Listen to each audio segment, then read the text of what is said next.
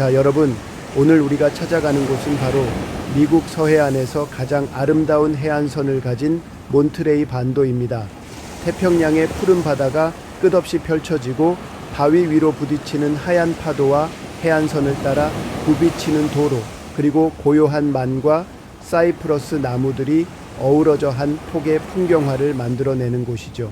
그런데 여러분, 이 아름다운 곳이 단순한 관광지가 아니라 미국 서부 역사 속에서 아주 중요한 의미를 가진 도시라는 사실 알고 계셨나요? 먼 옛날 이곳은 스페인의 땅이었습니다. 지금의 캘리포니아 전역이 그러했듯 몬트레이도 스페인 탐험가들이 건너와 선교소를 세우고 원주민들을 가르치며 가톨릭 문화를 전파하던 지역이었지요. 몬트레이라는 이름도 스페인 탐험가가 붙인 이름입니다.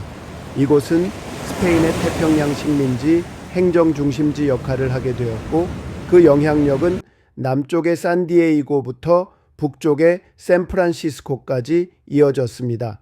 그러다가 시간이 흘러 스페인으로부터 멕시코가 독립을 하게 됩니다. 그러자 몬트레이는 자연스럽게 멕시코의 땅이 되죠. 그리고 중요한 사실 하나, 바로 이 몬트레이가 멕시코 시절 캘리포니아의 수도가 됩니다. 즉, 이곳은 행정과 문화, 군사의 중심지로 자리매김한 것입니다. 하지만 평화는 오래가지 않았습니다. 미국과 멕시코 사이의 갈등은 결국 전쟁으로 이어졌고, 그 과정에서 미국 군함이 태평양을 건너 이곳 몬트레이 해안에 정박하게 됩니다. 그리고 이곳에 미국 국기가 처음으로 올라가면서 몬트레이는 미국령이 되는 순간을 맞이하게 된 거죠. 캘리포니아가 미국의 영토가 되는 상징적인 장소, 바로 이곳 몬트레이입니다. 그렇기 때문에 몬트레이는 캘리포니아 최초의 미국식 수도로 기록되고 있습니다. 지금도 다운타운을 걸어보면 그 당시의 공공 건물들이 거의 그대로 보존되어 있습니다. 법원, 행정청, 옛 감옥, 그리고 선교소까지 한 걸음 한 걸음이 살아있는 역사입니다. 그리고 이곳의 독특한 풍경 하나, 바로 맥도날드 간판도 다른 색이라는 사실입니다. 세계 모든 곳에서 흔히 보는 노란색 M자 간판의 더 맥도날드 햄버거 가게도 이곳 몬트레이에서는 진밤색 M자로 바뀌어 있습니다. 그만큼 역사와 자연 경관을 해치지 않기 위한 지역 규제가 엄격하다는 뜻이죠. 자연을 존중하고 옛것을 지키는 이곳 사람들의 마음을 느낄 수 있는 대목입니다. 이렇게 몬트레이는 단지 예쁜 관광지가 아니라 스페인과 멕시코, 그리고 미국을 잇는 역사적 경계선이자 캘리포니아 근대사의 출발점이라고 할 수 있습니다. 몬트레이 반도는 역사와 자연, 해양 생태, 예술이 조화를 이루는 여행지로 다양한 테마의 관광지를 품고 있습니다. 첫 번째 유명한 관광지로는 캐너리 로우 골목입니다. 한때 정어리 통조림 공장이 줄지어 있던 거리입니다. 20세기 초중반 몬트레이는 정어리 산업의 중심지였고, 공장 굴뚝마다 연기가 솟고 노동자들이 북적이던 곳이었죠. 그러나 정어리 자원이 고갈되면서 거리는 쇠퇴했고, 이후 재개발을 거쳐 지금은 레스토랑, 상점, 갤러리, 박물관이 늘어선 관광 명소로 탈바꿈했습니다. 이곳은 소설가 존 스타인백의 작품 캐너리 로우의 배경이 되기도 했습니다. 몬트레이 베이 아쿠아리움, 우리말로는 수족관입니다. 해양 생태계를 체험하고 배울 수 있는 세계적인 수족관입니다. 특히 거대한 수조에서 우아하게 헤엄치는 해양 생물들, 해파리의 몽환적인 움직임, 그리고 해달의 귀여운 모습은 어린이부터 어른까지 모두에게 인기가 많습니다. 태평양 해안 생태계를 재현한 이 아쿠아리움은 보존과 교육의 상징으로 여겨지며 전 세계에서 관람객들이 찾아오는 명소입니다. 태평양의 바닷바람이 불어오는 몬트레이의 해안, 이곳은 한때 정어리 통조림 공장이 빽빽하게 들어서고 기계 소리와 어부들의 고함 소리가 끊이지 않던 바다의 노동 현장이었습니다. 그리고 바로 그곳, 그 바닷가, 거리의 고단한 삶과 정직한 노동자들의 이야기를 세상에 알린 한 사람이 있었으니 그의 이름은 존 스타인백입니다. 존 스타인백은 인근 도시 살리너스에서 태어나고 자랐습니다. 그가 본 살리너스 계곡은 넓은 들판과 가난한 이민자들의 노동이 깃든 땅이었고, 몬트레이는 언제나 바닷내음 가득한 생생한 삶의 무대였습니다. 그는 어릴 때부터 자연과 인간, 그리고 그 둘 사이에서 벌어지는 갈등과 사랑, 고통과 연민을 깊이 있게 바라보는 시선을 키워갔습니다. 성인이 되어 작가가 된 스타인백은 이웃도시 몬트레이를 자주 찾았습니다. 그에게 몬트레이는 단순한 관광지가 아니었습니다. 그곳은 정어리 공장에서 일하던 노동자들, 작은 바발에서 하루를 마무리하던 이웃들, 가난과 희망이 뒤엉킨 현실의 무대였습니다. 그래서 그는 자신의 소설 속에 이 몬트레이를 그대로 담았습니다. 캐너리 로우라는 작품에서 그는 당시 이 거리에서 살아가던 사람들의 희로애락을 진솔하게 그렸고, 그곳은 더 이상 산업화의 한 장면이 아니라 사람 사는 이야기로 바뀌게 됩니다. 당시만 해도 바닷가 거리에서 마주치는 한 사람 한 사람은 그냥 지나가는 노동자일 뿐이었지만, 스타인백의 글 속에서는 그들 하나하나가 주인공이 되었습니다. 말은 서툴러도 마음은 따뜻한 그들, 삶은 고단하지만 우정을 나누는 그들, 그 평범한 사람들의 이야기가 그의 소설 속에서 아름답게 살아 숨쉬게 된 것입니다. 몬트레이의 캐너리 로우를 걸어보면 지금도 그 흔적이 남아 있습니다. 거칠고 투박하지만 정겨운 그 거리엔 어딘가 스타인백의 등장인물이 막 길모퉁이에서 걸어 나올 것만 같은 기분이 들기도 하지요. 그리고 근처 살리너스에 가면 그의 생가와 함께 스타인백 박물관이 있습니다. 거기에는 그가 남긴 필기노트, 사진, 옛 타자기, 심지어 그의 여행한 캠핑카까지 보존되어 있어 작가로서의 여정뿐 아니라 인간으로서의 따뜻한 면모도 엿볼 수 있습니다. 그의 이야기는 늘 사람 중심이었습니다. 화려한 영웅이나 전쟁의 역사보다 그는 보통 사람들의 눈물과 웃음을, 그리고 이 땅을 살아가는 서민의 목소리를 세상에 알리고 싶어 했습니다. 그래서 몬트레이와 살리너스는 단순한 도시가 아닙니다. 그곳은 존 스타인백이라는 작가의 심장과 시선이 머물렀던 문학의 고향이자 우리 모두의 이야기 한 페이지가 시작되는 곳입니다.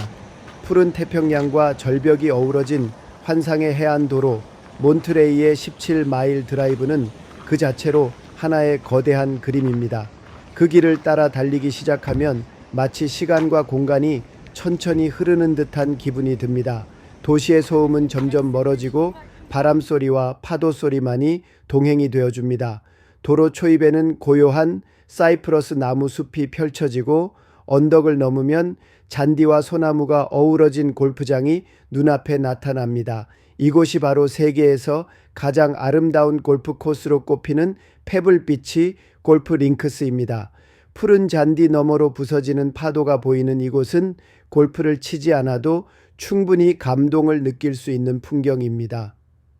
도로를 따라 달리다 보면 태평양을 향해 외롭게 서 있는 한 그루의 나무를 만나게 됩니다. 몬트레이 사이프러스 나무 중에서도 가장 상징적인 존재, 론 사이프러스입니다. 수백 년간 바람과 비, 파도에 맞서며 절벽 위를 지키고 있는 이 나무는 마치 이 지역의 수호신처럼 느껴지지요. 많은 이들이 이 나무 앞에서 사진을 찍으며 그 고독하고도 아름다운 자태에 감탄을 금치 못합니다. 어느 순간 도로 옆에는 바위 위에 누워있는 바다사자 무리와 물살을 가르며 헤엄치는 해달들이 보입니다. 때로는 고래가 지나가는 모습을 운 좋게 만날 수도 있지요. 이 해안은 단순한 관광지를 넘어서 살아있는 바다 생태계의 무대이기도 합니다. 고급 저택과 리조트들이 나타나고 해변을 따라 마치 그림처럼 자리 잡은 하얀 모래사장이 시야를 채웁니다. 특히 버드록이라 불리는 바위섬 근처에는 수많은 바다새들과 해양동물들이 서식하고 있어 마치 자연 다큐멘터리 속으로 들어온 듯한 느낌을 줍니다. 중간중간 자동차를 세우고 산책길로 내려가 보면 푸른 바다 위로 솟구치는 물보라와 바위 사이로 파도가 부딪히는 장면이 눈앞에 펼쳐집니다. 가족, 연인, 친구들과 함께 걷기에 좋은 이 길은 마치 명상하듯 조용히 자연과 대화할 수 있는 순간을 만들어줍니다. 해가 지기 시작하면 해안은 황금빛으로 물들고 잔잔한 파도 위로 햇살이 반짝이며 하루를 마무리하는 찬란한 풍경을 선물해 줍니다. 17마일 드라이브는 단지 자동차로 스치는 길이 아니라 눈과 귀, 마음까지 함께 여행하는 감성의 여정입니다. 이 여정 속에서 우리는 자연의 위대함, 고요함, 그리고 무엇보다 그 속에서 살아가는 생명들과의 조화를 배웁니다. 몬트레이의 바다는 보는 것이 아니라 느끼는 것이며 그 바다와 함께한 17마일의 추억은 오랫동안 마음에 남을 것입니다. 자, 여러분, 오늘 우리가 찾아가는 곳은 바로 미국 서해안에서 가장 아름다운 해안선을 가진 몬트레이 반도입니다. 태평양의 푸른 바다가 끝없이 펼쳐지고 바위 위로 부딪히는 하얀 파도와 해안선을 따라 굽이치는 도로, 그리고 고요한 만과 사이프러스 나무들이 어우러져 한 폭의 풍경화를 만들어내는 곳이죠. 그런데 여러분, 이 아름다운 곳이 단순한 관광지가 아니라 미국 서부 역사 속에서 아주 중요한 의미를 가진 도시라는 사실 알고 계셨나요? 먼 옛날 이곳은 스페인의 땅이었습니다. 지금의 캘리포니아 전역이 그러했듯 몬트레이도 스페인 탐험가들이 건너와 선교소를 세우고 원주민들을 가르치며 가톨릭 문화를 전파하던 지역이었지요. 몬트레이라는 이름도 스페인 탐험가가 붙인 이름입니다. 이곳은 스페인의 태평양 식민지 행정 중심지 역할을 하게 되었고 그 영향력은 남쪽의 산디에이고부터 북쪽의 샌프란시스코까지 이어졌습니다. 그러다가 시간이 흘러 스페인으로부터 멕시코가 독립을 하게 됩니다. 그러자 몬트레이는 자연스럽게 멕시코의 땅이 되죠. 그리고 중요한 사실 하나, 바로 이 몬트레이가 멕시코 시절 캘리포니아의 수도가 됩니다. 즉 이곳은 행정과 문화, 군사의 중심지로 자리매김한 것입니다. 하지만 평화는 오래가지 않았습니다. 미국과 멕시코 사이의 갈등은 결국 전쟁으로 이어졌고 그 과정에서 미국 군함이 태평양을 건너 이곳 몬트레이 해안에 정박하게 됩니다. 그리고 이곳에 미국 국기가 처음으로 올라가면서 몬트레이는 미국령이 되는 순간을 맞이하게 된 거죠. 캘리포니아가 미국의 영토가 되는 상징적인 장소, 바로 이곳 몬트레이입니다. 그렇기 때문에 몬트레이는 캘리포니아 최초의 미국식 수도로 기록되고 있습니다. 지금도 다운타운을 걸어보면 그 당시의 공공 건물들이 거의 그대로 보존되어 있습니다.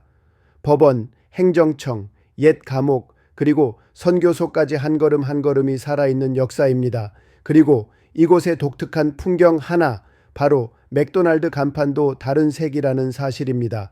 세계 모든 곳에서 흔히 보는 노란색 M자 간판의 더 맥도날드 햄버거 가게도 이곳 몬트레이에서는 진밤색 M자로 바뀌어 있습니다. 그만큼 역사와 자연 경관을 해치지 않기 위한 지역 규제가 엄격하다는 뜻이죠. 자연을 존중하고 옛것을 지키는 이곳 사람들의 마음을 느낄 수 있는 대목입니다. 이렇게 몬트레이는 단지 예쁜 관광지가 아니라 스페인과 멕시코, 그리고 미국을 잇는 역사적 경계선이자 캘리포니아 근대사의 출발점이라고 할 수 있습니다. 몬트레이 반도는 역사와 자연, 해양 생태, 예술이 조화를 이루는 여행지로 다양한 테마의 관광지를 품고 있습니다. 첫 번째 유명한 관광지로는 캐너리 로우 골목입니다. 한때 정어리 통조림 공장이 줄지어 있던 거리입니다. 20세기 초중반 몬트레이는 정어리 산업의 중심지였고 공장 굴뚝마다 연기가 솟고 노동자들이 북적이던 곳이었죠. 그러나 정어리 자원이 고갈되면서 거리는 쇠퇴했고 이후 재개발을 거쳐 지금은 레스토랑, 상점, 갤러리, 박물관이 늘어선 관광 명소로 탈바꿈했습니다. 이곳은 소설가 존 스타인백의 작품 캐너리 로우의 배경이 되기도 했습니다. 몬트레이 베이 아쿠아리움, 우리말로는 수족관입니다. 해양 생태계를 체험하고 배울 수 있는 세계적인 수족관입니다. 특히 거대한 수조에서 우아하게 헤엄치는 해양 생물들, 해파리의 몽환적인 움직임, 그리고 해달의 귀여운 모습은 어린이부터 어른까지 모두에게 인기가 많습니다. 태평양 해안 생태계를 재현한 이 아쿠아리움은 보존과 교육의 상징으로 여겨지며 전 세계에서 관람객들이 찾아오는 명소입니다. 태평양의 바닷바람이 불어오는 몬트레이의 해안. 이곳은 한때 정어리 통조림 공장이 빽빽하게 들어서고 기계 소리와 어부들의 고함 소리가 끊이지 않던 바다의 노동 현장이었습니다. 그리고 바로 그곳, 그 바닷가, 거리의 고단한 삶과 정직한 노동자들의 이야기를 세상에 알린 한 사람이 있었으니 그의 이름은 존 스타인백입니다. 존 스타인백은 인근 도시 살리너스에서 태어나고 자랐습니다. 그가 본 살리너스 계곡은 넓은 들판과 가난한 이민자들의 노동이 깃든 땅이었고 몬트레이는 언제나 바닷내음 가득한 생생한 삶의 무대였습니다. 그는 어릴 때부터 자연과 인간 그리고 그 둘 사이에서 벌어지는 갈등과 사랑, 고통과 연민을 깊이 있게 바라보는 시선을 키워갔습니다. 성인이 되어 작가가 된 스타인백은 이웃 도시 몬트레이를 자주 찾았습니다. 그에게 몬트레이는 단순한 관광지가 아니었습니다. 그곳은 정어리 공장에서 일하던 노동자들, 작은 바발에서 하루를 마무리하던 이웃들, 가난과 희망이 뒤엉킨 현실의 무대였습니다. 그래서 그는 자신의 소설 속에 이 몬트레이를 그대로 담았습니다. 캐너리 로우라는 작품에서 그는 당시 이 거리에서 살아가던 사람들의 희로애락을